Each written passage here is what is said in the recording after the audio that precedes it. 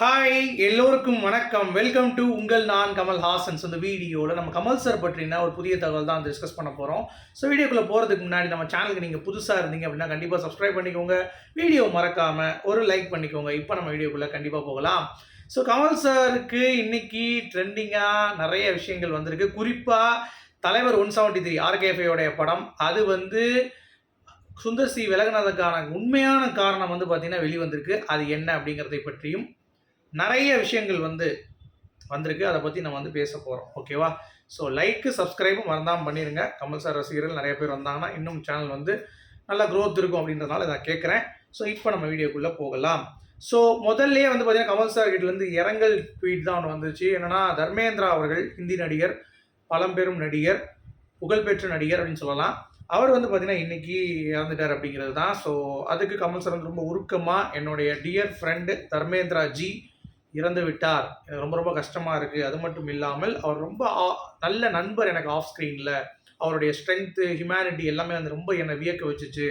So அவருக்கு என்னுடைய இரங்கல் அப்படின்னு சொல்லியிருந்தார். நம்மளும் உங்கள் நான் கமல்ஹாசன் சார்பாக தர்மேந்திராஜி அவர்களுக்கு நம்ம இரங்கல்கள் தெரிவித்துக் கொள்ளலாம் அப்படிங்கிறத நான் சொல்லிக்கிறேன். அடுத்து இன்னைக்கு கமல் சாரோடைய 36 வருடங்கள் ஆயிடுச்சு. இந்திரடு சந்திரடு படம் கமல் சாருக்கு இது டைரக்டான தெலுங்கு படம் அப்படிங்கிறது உங்கள் எல்லாத்துக்குமே தெரியும்.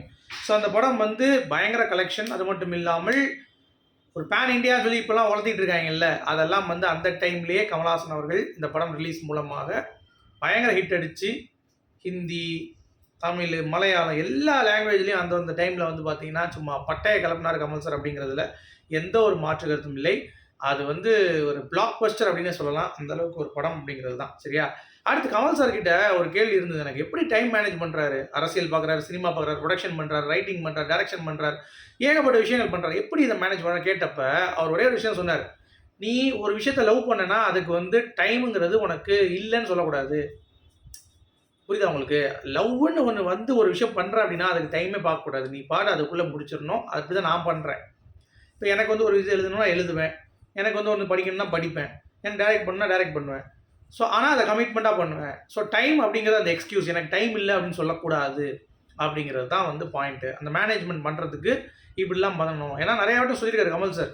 நீ நான் ஏன் எடுக்கலை, நீங்கள் எடுக்காமல் விட்டீங்க அப்படின்னு சொல்லி கேட்குறப்ப அவர் சொல்லியிருப்பாரு, எனக்கு டைம் இல்லைன்னு கிடையாது. அது அந்த இடத்துல அது அமையலை. நான் எஃபர்ட் போட்டேன், அமையலை.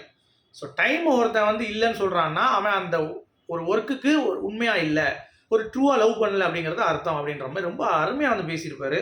ஸோ அது எனக்கு இப்போ எனக்கு தேவைப்படுது டைம் மேனேஜ்மெண்ட் அப்படிங்கிறதுனால நான் கமல் சார் அதை பற்றி படிச்சுட்டு இருந்தப்போ ரெஃபர் ஆச்சு. ஸோ அதனால் உங்ககிட்ட நான் ஷேர் பண்ணுறேன்.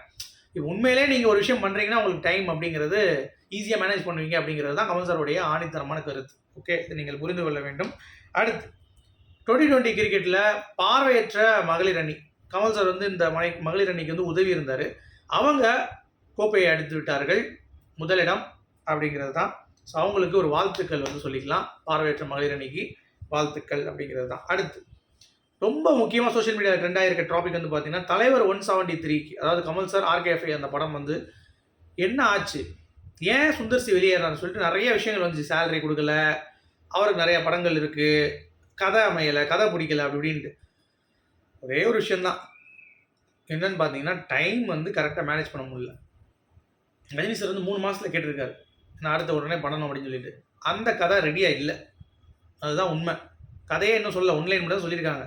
ப்ளஸ் ரஜினி சாரோட சேர்ந்து நினைக்கக்கூடிய படம் கொஞ்சம் நல்லா எழுதணும்னு சொல்லி சுந்தர் சி டைம் கேட்டிருக்காரு, கொடுக்கல.